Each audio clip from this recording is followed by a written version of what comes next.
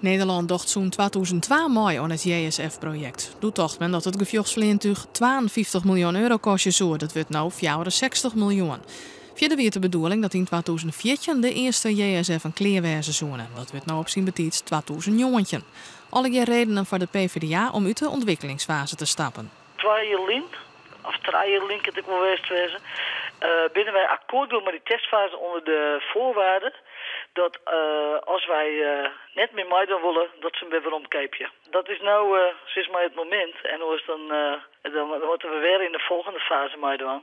En we hebben er weinig fiducie meer in. Inwoners van de dorpen om de vleenbasis heen ben blied maar dit nijs. Ze zijn benauwd dat de JSF volle meer leven jouwt als de F-sections. De JSF dat hing er toch als een zwaard van Damocles boven deze regio.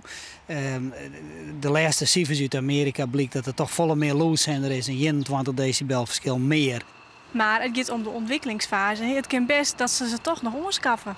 Ja, op zich dat kan best, maar het verste is er al. Ze Defensie hier maar één koker-idee en dat we JSF mag er komen. Nou, ik ben heel blij dat de politiek dat nou cancel heeft en dat we nou weer nieuwe mogelijkheden krijgen om ik weer meer nadrukkelijk te zien naar alternatieven te stellen. Op dat kan het na de Tweede Kamerverkiezingen weer heel dol oors wezen. Maar dan merkt wel dat er een meerderheid steeds groeiende is die zien de JSF, het automatisme van de JSF binnen. En daar ben ik heel blij mee.